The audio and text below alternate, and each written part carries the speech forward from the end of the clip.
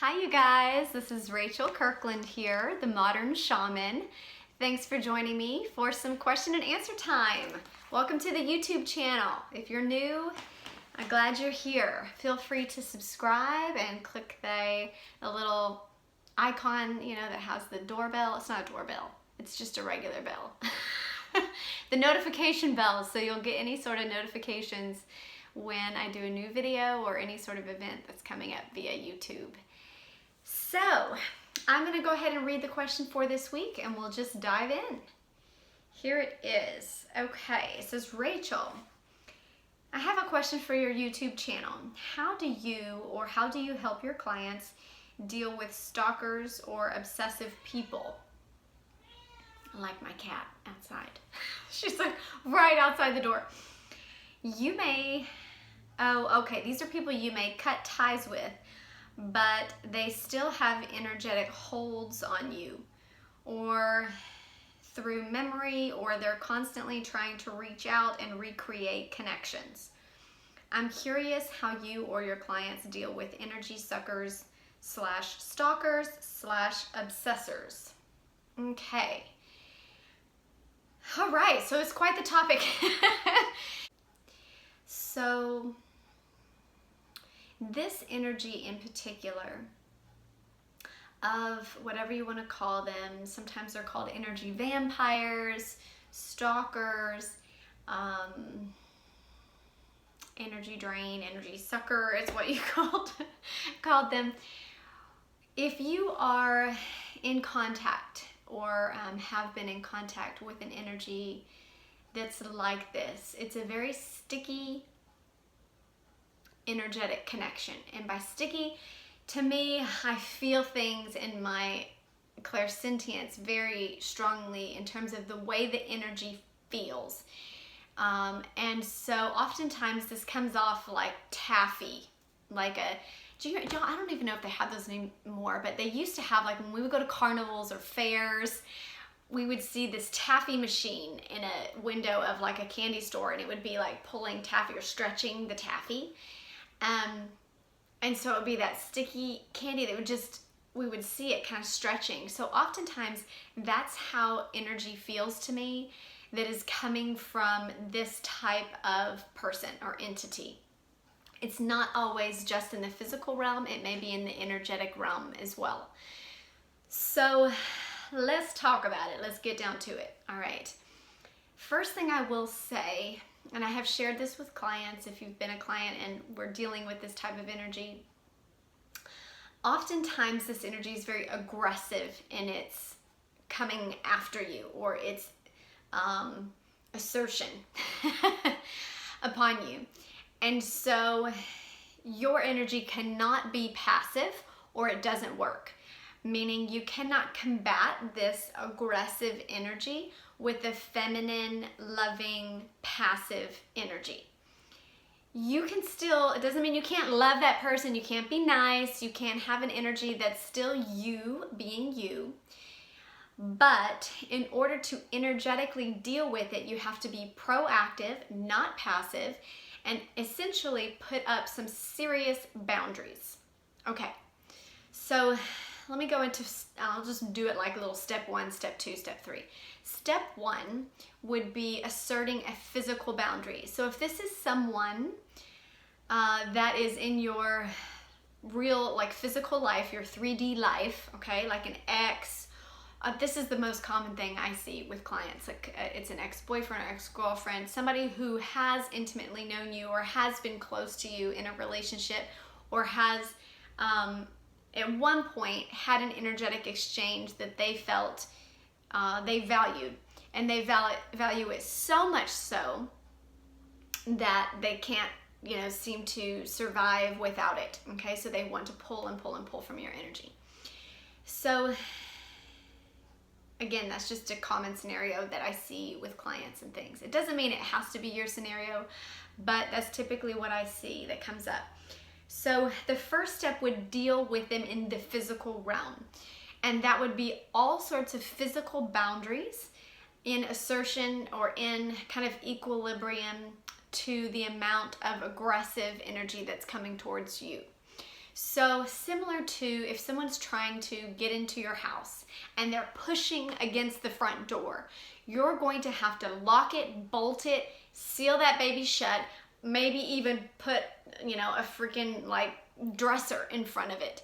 You're gonna have to get an equal or opposite equilibrium of energy on the other side in terms of boundaries, okay? So if they're really pushy with their energy towards you or towards remaking connections or showing up where you're going to be or calling or texting or emailing and all of this stuff, then you're going to have to do all of the physical things in terms of blocking their phone number, changing your phone number, getting new locks on the doors, possibly moving.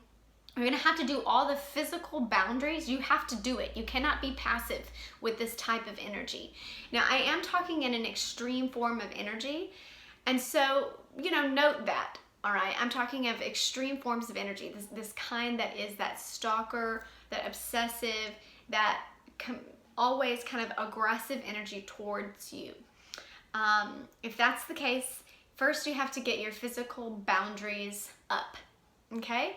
And it's not silly, it's important. Like, you cannot do it. You cannot move forward from that energy if you're constantly having to hold the door shut, right? Just like that analogy I gave about somebody pushing on the door to try and open it. Whether it's constant texting, constant emailing, you can block those numbers, you can change your emails, you can, and even if delete all the ones that, that you're seeing, anything that has a sense of, you need to get those physical boundaries up and solid and stay consistent with those boundaries, okay? If you decide to let, the crack open in the door and get passive with your energy, get soft with your energy, and you're going up against that aggressive kind of stalker or obtrusive energy, it won't work. Like, you have to get the physical boundaries in place first. Once you've got step one, which is the physical boundaries, creating that sense of physical balance and structure for yourself, then you can move on to your energetic boundaries. And clearing all sorts of energetic cords. And you mentioned this in your question. Let me see where it was. That you may have cut energetic ties. So that's step two, is to cut any and all energetic ties on this and all dimensional spaces, on this and all other timelines, okay? This includes past or future lives. This includes other dimensional realms. Just to be sure that there's a sense of clearing. And I have dealt with energies, even with clients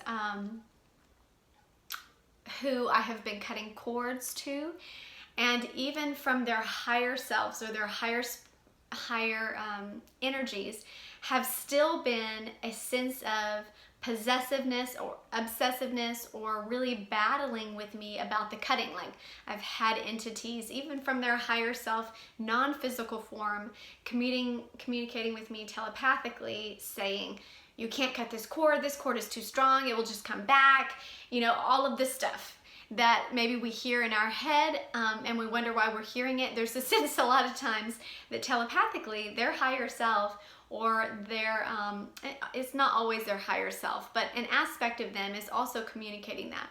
And I've had to deal with that. You can always just go even higher vibrationally to a layer that is not dualistic or polarized, to where they're even on a higher vibrational plane and cut from there. Because I've had that to where I've been trying to cut a cord on a vibrational level, and they've combated it with saying, oh, you can't cut this cord, or this cord's too strong, or this cord will just grow back, or, they're just going to invite me back in, or I'm going to always have this cord, and this cord is through eons and ages, or whatever the excuse. Now, if you feel like this is a little bit beyond you can always call in the big guns. You can always have help of a shamanic healer or any sort of other practitioner that works on energy levels. A Reiki practitioner, any sort of energetic healer that is familiar with the process of cutting energetic cords or cutting etheric cords, all right? The main thing that you have to be sure of, if you are having this done to you, you cannot be passive with this energy. Remember, this is the one thing, the energies kind of have to have a sense of balance to them from one side to the other. So even if you are having someone else help you with the cord cutting, you need to be very active in your energetic body and your intention of why you're there, of what you're getting done, of your sense of alignment with what that practitioner is doing to you. Meaning it's not like a massage where you can just be like, I'm passive, I'm just gonna let it, just heal me, just do it. Instead, it has to be the opposite. You have to be very active. Goodness, still there. My phone's going wacky. Anyways, you have to be very active or proactive in your alignment with what's going on, okay? Because so much of this energy is in the form of aggressive energy, or it's kind of like taking over. So you need to make sure that you're vibrationally aligned with what the practitioner is doing. So that means when they're doing it, you're thinking about it, you're aligning with it, you're setting the intention that I want these cords to be cut on all timelines, in all dimensional spaces. I'm present now for this cutting. This is it. This is happening. Be active, okay? The last thing that I will say, I guess a final step 3 to this process, is that you need to do maintenance on it. You gotta keep it up. With this type of energy, even there may be like years that go past and you don't hear anything, and then suddenly there's an email or there's a phone call or there's something. And you're gonna have to keep up with the physical maintenance of boundaries and the energetic maintenance of boundaries, all right? These energies, because of that taffy or that sticky nature to their energetic resonance, you're going to have to kind of keep cutting. And it doesn't have to be like every day you're sitting here cutting, but just having a sense of maintenance to it. If you're starting to think of them, or if they're starting to pop up, or signs and symbols, or you're just getting an intuitive kind of connection or hit to them, it's always healthy just to have a sense of clearing yourself. And one way to do that, one that I do of just energetic maintenance, is to say, I want to clear any dysfunctional cords or energy exchange between so-and-so and me on all dimensional timelines, in all spaces, now. Sometimes I'll feel where I'm carrying it, like on my shoulders, and I'll just kind of cut. It's not that the gesture has to be some like very precise, like, and I'm doing this thing, and I'm boom. It doesn't have to be like that. It just has to be very aligned and sincere with your intention and what you're doing on an energetic level. So you just have to be very serious about what you're doing in that moment, the way you're saying it. Remember, your body, energy, it knows when you're lying or not taking it seriously. So just take a second, get serious about it. And sometimes if the habit is kind of old, then you may have to be a little more formal with it. Not necessarily, in terms of a burning ritual, or in terms of getting on your knees, or in terms of making something feel formal, because if you may be used to the thoughts or used to the energy, you want to shift completely out of it. So if it's some type of maintenance that you're always doing, somebody that's still in your life, maybe it's a family member, or maybe it's an ex, but you're still a co-parent with them. Somebody that's constantly still in your life, that you're having to maintain this maintenance on an energetic and physical level every day. And I have clients that are like that are literally cutting cords of maintenance every day. It may be helpful to move into a time that feels like, okay, every full moon I'm going to do a big clearing. I'm going to do something that has a sense of ritual to it, that moves you out of your everyday energy, because sometimes we can get kind of like, if our prayers start to feel redundant or rote, then the energy behind them starts to lose their intentional impact, right? We're not fully aligned with what we just kind of start to do the motions of it. And that's not effective. That becomes passive, right? In terms of energetic flow. So it will happen. You cut that cord just like an umbilical cord. It will shrivel up. It will not be fed any longer. You just have to have that sense of maintenance and strong boundaries. Best luck to you guys. I love you, love you, love you. Mwah! Stay tuned. We'll do another video and question and answer time next week. Blessings.